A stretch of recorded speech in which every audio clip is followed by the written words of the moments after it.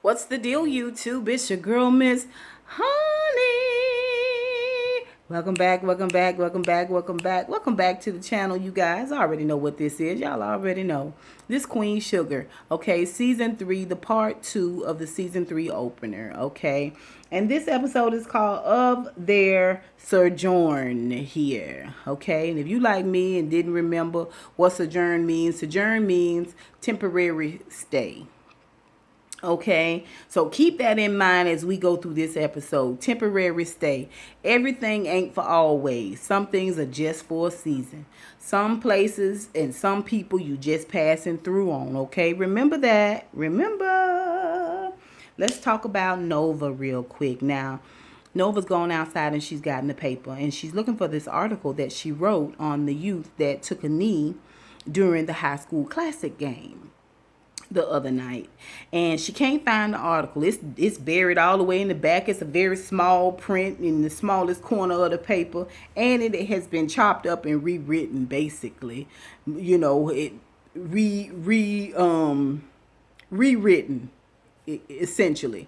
And she goes down to the paper, down to the editor, and talks to him about it. What's happening? How dare y'all? She's like a lot of people. They've been on their job for a while. They good at their job. They consider themselves to be of value to the job, and they fool themselves into believing they actually have a voice. Okay, but she realizes real quick that she don't have no voice at all. She realizes that the advertisers are the ones that have the voice. The people who run the paper have the voice, the community. And people are feeling some type of way about Nova speaking out regarding this. This is a sensitive subject, this whole taking a knee subject. This is a sensitive subject. And he decides that it might be best for her to lay low for a minute. Now, he presents it to her like it's for her own good. It's for the good of the paper, yeah, but mostly it's for your own good. It ain't safe right now. You need to lay low. And she's shocked. She's just like, oh, I thought my presence here and my writing and my good skills here, I don't know if you know, but I've been offered a book deal, hello, was of some value and of some importance and gave me a voice here. But it does not, Nova. So later on, when she is talking with some of her girlfriends, she's talking about, maybe I'm thinking about quitting the paper. And they had a paycheck talk. Y'all already know the paycheck talk. Don't quit your job until you have another job, all right? Don't leave no good job. Think twice about leaving a good job, okay? It's best to keep that job and try to work something else. But don't ever leave that steady paycheck, okay? Because it's okay to take chances, but take them chances around that steady paycheck. And they have conversations about black women and how they have to be, twice as good and have to have strong backs and strong constitution. They can't fall. They can't falter. They can't, have a moment, all of this. And, they just talking. They do decide to go ahead and support her no matter what. But the one lady's like, make sure you keep your good paycheck. Be smart about that, okay? So Nova's got to think about all these things. She knows that in her heart what she feels is right, but she's just not sure. She's just not sure because when you brought up in a traditional mindset, you do have these contemplations. And everybody tells you, don't leave your good job. Don't leave your good job, okay? Especially if you're a company that was hard to get into, that a lot of people want to get into but can't get into, you know what I'm saying? You got a good government job or something like that, yeah. Yeah, it could be a bit difficult. So, she decides, you can tell Nova is contemplating and she's scared. She doesn't want to make a bad decision. So she goes over and talks to Aunt Vi. Now, Aunt Vi got her own stuff going on, but she takes a moment to reassure Nova. She can see on her face that your job giving you a headache about, this new book deal, and she's just like, they giving her a headache about having a voice, about speaking up, about writing the articles her way, from her point of view, from the community perspective. They don't like that because a lot of advertisers are not liking that. And I tell her, you got to be brave, you got to be strong, and realize that you have a purpose. And you can't let nothing stop that. You can't let nobody stifle the voice that God is giving you, because basically the world needs it. Now, I think it's so wonderful. Y'all know Aunt Vi got lupus, and Nova is always taking care of her. She brings her some organic veggies that she's grown in her garden, as well as some recipes to make that could help, with the inflammation and things like that. And you can see that Nova depends. She's depending a lot on her family, but especially Aunt Vi as the matriarch. She's depending on her to just encourage and just stabilize. And Aunt Vi never ever disappoints. So later on, when Nova is at home and she's sitting on the bed and she's going through a lot of her old articles, she just decides, you know what, girl, you do love to write. You do love to write, and you do it beautifully. So she's got an idea for another article, and she calls down to someone at the paper and let them know she's got an idea for an article. Now, she is in time out at the paper, but she can still work on this article and get it ready for when they decide to let her speak again. Something happens with Aunt Vi. And Aunt Vi has a moment where she just speaks her truth. And she decides that she's not going to be sidestepped or sidelined. And Nova overhears this conversation that Vi is having with Hollywood. And she makes up her mind. She makes up her mind. Screw this paper, and they time out. Screw them. I'm going to do it. She walks down to that office and takes the resignation letter. He thinks she's there, oh, please, sir, may I please write again, sir? Please, sir, I'll be good, sir, I promise. And she there to slide that resignation right up on him. She lets him know, I'm out. It's a wonderful moment. Nova is dressed beautifully. That printed jacket that she had on, that sort of cover up that she had on, that went down to the floor, and that orange jumpy romper, like, it was beautiful. It was beautiful. That walkout was everything. Let's talk about Charley and Remy. Okay, now Charley and Ra have put together a little buffet down at the High Yellow for some of the farmers to say thank you for sticking with the Queen Sugar Mill, and just to encourage them and let them know that they had a good record year. They're going to have a good year coming up, and that their discounts will continue for the next 5 years. It's been locked in for the next 5 years. Enjoy the buffet, eat up. Now, meanwhile, before they got in there, Remy is talking to some of the old heads, and this what is pissing me off about Remy. Remy is turning out to be that guy. He's turning out to be the line tower. He toes the line, okay? Now, we were led to believe that Remy, I wouldn't say led to believe, but I thought that Remy was a little bit different. I thought he was more of a quiet storm. And he's just kind of showing himself to be a little bit of a line tower. You know what I mean? Status quo type individual. Because he's having conversations with a couple of the guys about what the youth did when they took a knee. And, of course, Remy always wants to approach everything from a real conservative, pragmatic viewpoint. One guy is like, the kids act like they don't know what to do and how to do it and do it better. And when one guy says, well, the protest is their way of speaking out. It is their plan A and plan B. And Remy is like, I disagree. We have to learn how to work together. Okay, good notion, Remy, good notion. But how do we do that? How do we even begin the conversation if we don't let people know we're not happy with how they doing things? You see what I'm saying? Like, he is just like, I want to take care of me and mine and make sure they're straight and make sure they understand and make sure they know how to matriculate.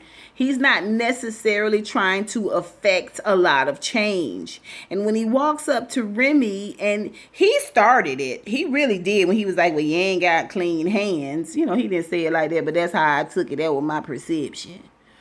And Charley's too. Okay, and she was like, well, I'm the good guy here. This is why I'm doing it. And Charley is wrong in the sense that She is leading the farmers to believe that she is still the owner of the Queen Sugar Mill. Okay, she is. And she is, deceiving them in that way. But she's doing it so that she can get on the inside and she can blow that thing up. And she knows that sharing that with the farmers is like sharing that with the Landrys, because the Landrys got people everywhere that they buy and sell and trade out. So she's smart for keeping it a secret. Is it the best plan ever? No, in terms of ethics, but at the same time, he knows the intent of her heart. And for him to constantly be trying to look down her nose and try to control her and make her feel some type of guilt when all she's trying to do is fight, when all she do is trying to do is tackle this thing the best way she know how.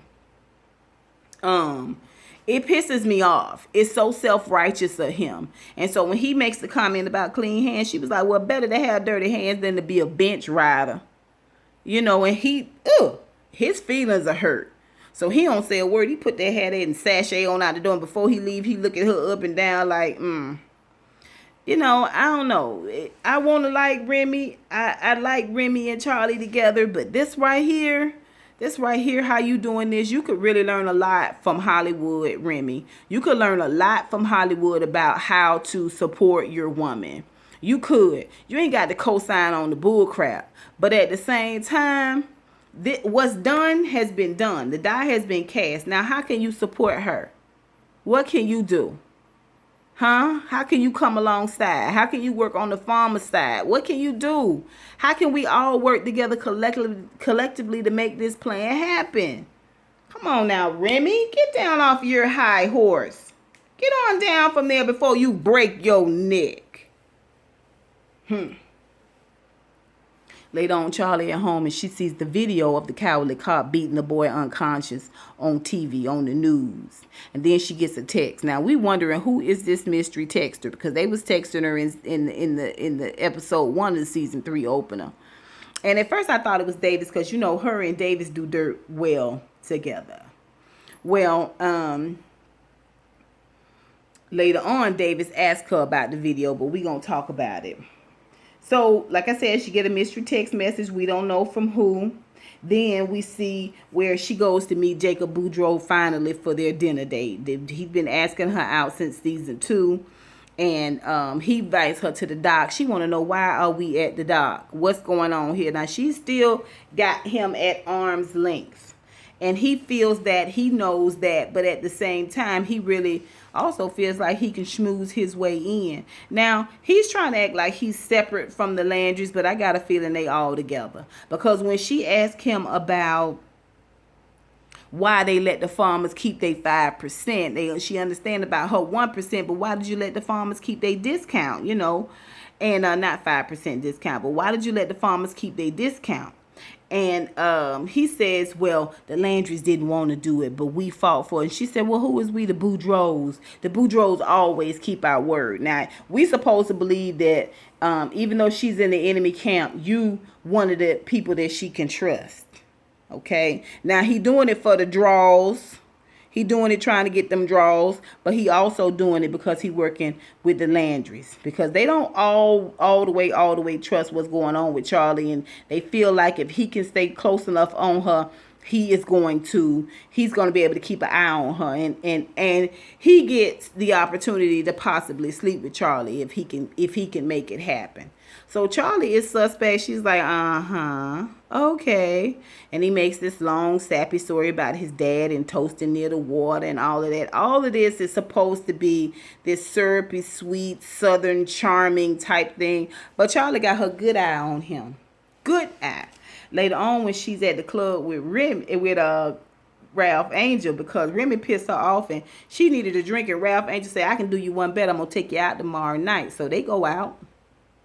They at the club. And Ralph Angel, he just wants her to remember community. Remember her people. Remember why you're doing it. He doesn't want her to get into the machine and become a part of the machine. She needs to remember what her goals and what her plans are. And he has a way of subtly letting her know, these people here, we're depending on you, and this is why you're doing this. Okay? It's a different way to support her. It's a different way to talk to her, Remy. And he also tells her, he's got some concerns about if he's the right person to even raise Micah. Not Micah, Blue.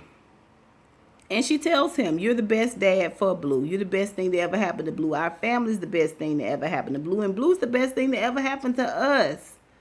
One of the best things that ever happened to us. Don't doubt that. And, they continue drinking. Ralph Angel goes out to dance a little bit. And she goes ready to leave. When she get ready to leave, she get in the car and the car won't start. It's a man walking by and he said, you probably need your battery. It's probably your battery. And she was like, I'm sorry, excuse me. It's probably your battery. And so she was like, okay. So he pops the hood and he gets the car running.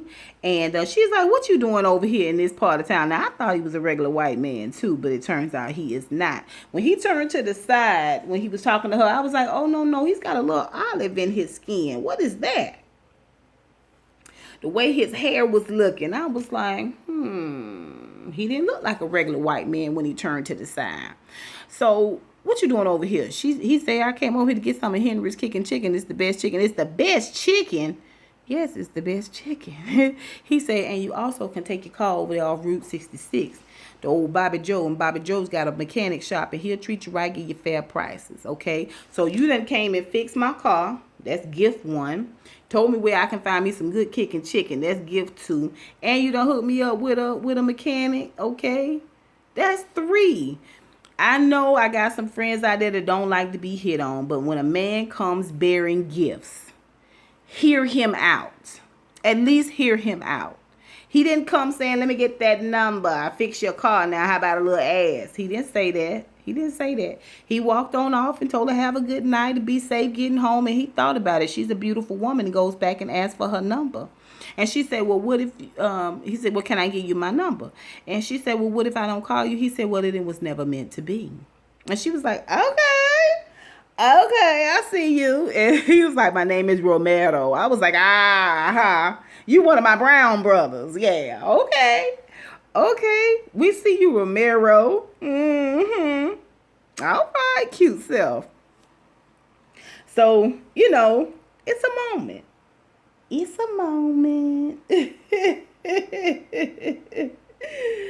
So, later on, we see that Charley meets with the mystery texter. And the mystery texter is actually a private investigator. The private investigator is the one found the video of the cowardly cop. The private investigator is also the one that is checking into the Landrys and the Boudreaux and all their finances. This is what I love about Charley. Okay? She ain't sneaking around outside their house and peeking in the window and getting caught eavesdropping and trying to hurry up and take photocopies of stuff. She ain't doing all of that. She's not doing all that. She got the money. She got the time. I got time today, cuz. And she got the ingenuity. She has hired a private investigator. Now, y'all go back to season 1 when Charley wrapped up that whole mess with Davis and the woman that was accusing them of sexual misconduct. The woman that was accusing Davis and his friends of sexual misconduct. Charley's the one that wrapped all that up in a neat bow. The girl ain't no dummy. The girl is not a dummy.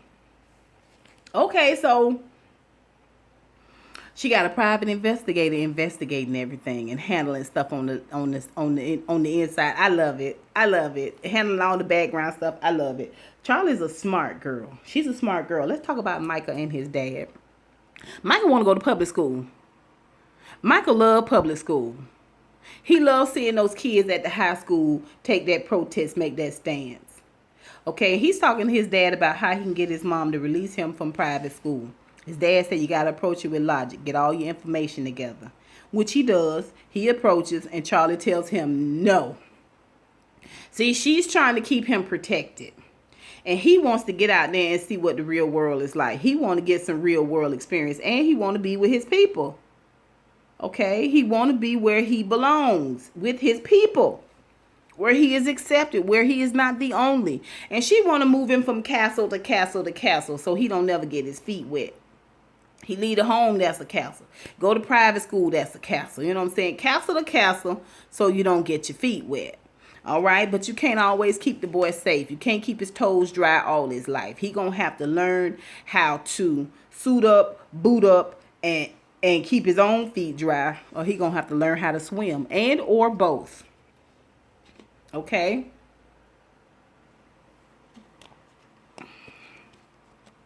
When she tell him no, he take it on the chin. I love this Micah. Micah is not giving us temper tantrum. He's not giving us teen with angst. When he tells her no, he absorbs that no. He accepts it and he goes on. Later on, when he see the video that's been put out there on the news by the cop, he don't take and knock all this shit off the desk and fight and kick a hole in the wall and all of that. He processes. He's processing and compartmentalizing. Davis comes over one morning and he has seen the video. Asks Charley, did you put that video out? And Charley is like, she goes immediately into defense mode.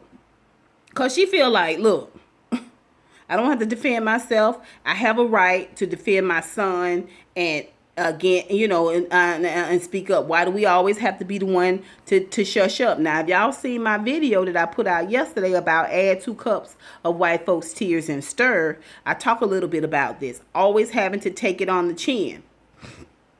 And Charley talks about this. She's like, I'm going to protect my son no matter what. And he's like, that's fine. Just remember your son is the most important thing in this whole situation. And all your justice getting, make sure you remember Micah in the situation. So she goes upstairs to talk to Micah. And when she goes into his room, she sees that he's put a collage on the wall of black and white photos that he took the night of the game. It's beautiful. The photos are beautiful. She gets a chance to see through her son's eye what he's looking at, what he considers to be interesting and beautiful and wonderful. And it's a moment. When Micah comes in, she tells him that it's beautiful, and she tells him that he can go to public school. They're going to try it for a while. And again, Micah takes it on the chin. He explains to her how important it is for him to be amongst his people. And it is an absolutely wonderful moment. Micah has really, and although it was under circumstances that were heinous, he took that negative and he has built himself a very mature stance. He's got a very mature stance about him that I can appreciate. Okay, he could have acted out in a negative way, but I can see Micah's purpose starting to take root and take hold, and he's starting to move in that direction, and it's wonderful. Ralph Angel don't know what he gonna do with Blue. Blue is giving it to him. He is giving it to him, and he don't know how to do it. Well, Hollywood got a little pocket change, and he want to get them both something, but he just want a pair of shoes for Blue. Meanwhile, the probation officer at the door, you know, they just pop up. Probation officer said that he is really trying to get Ralph Angel off probation early. He thinking about writing a letter. He know Ralph Angel is hiring a couple of people. He want Ralph Angel to hire a couple of convicts just like him. A couple of them got sons or kids, and they trying to do right by them, trying to get back out in the real world. He want Ralph Angel to give them a hand. And you know, it's a moment. It's an opportunity for Ralph Angel to give back. And he gonna get off probation maybe in about 3 months. It's wonderful. It's absolutely wonderful.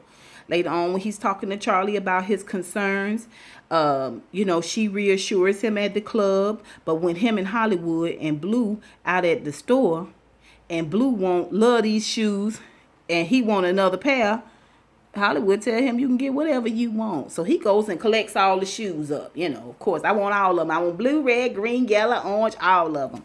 And Ralph Angel overreacts, and he wants to take the shoes out and put them on the table, and the security guard comes, and he's looking at him like he ain't never seen black folks discipline their children before. I was like, child, whatever. And they end up having to leave the store behind that. Well, Blue gets a timeout for that. He gets a serious timeout for that. And later on at the end when we see Blue walk up and Ralph Angel. Now remember, he knows now that Blue is not his son. So now it is when those little voices come in and tell you ain't got to do this no way. You can send him right on off to his mama because that ain't your son no way. And how dare she deceive you and expect you to still raise this child? You know what I mean? He could have, and he acting out, and he not being disciplined, But evidently he had put Blue on a timeout when Blue walks up and says it's timeout over now. And he says, yes, timeout's over now. He washing dishes. And Blue says, I'm sorry I was bad. He said, well, you acted brand new, but ain't nothing about you bad. And it was a moment. It was a moment. Gives Blue a little kiss on the head, and he realizes he can do this. You can do this. This your son. Ain't nothing changed, really. Ain't nothing changed. Let's talk about Vi in Hollywood. Hollywood done got his check, but Vi also has gotten an opportunity. She's got an opportunity down at the local grocery store to put her pies, double her order of pies, and get 25% of the profits. It's a wonderful opportunity, and they're going to put her pies in a prominent space in the store. These going to be like patty pies, right? So Vi gets started making the pies. She got Rhonda there helping them. Hollywood all he want to do is go celebrate. She is doing this for herself. It's separate from Hollywood and his money. This is separate. I'm doing this for Vi. And she's getting one obstacle after another. Her hands is bothering her. And the oven don't work. She go down to the High Yellow trying to make the pies. And the High Yellow manager come in and acting like a butthole like he is.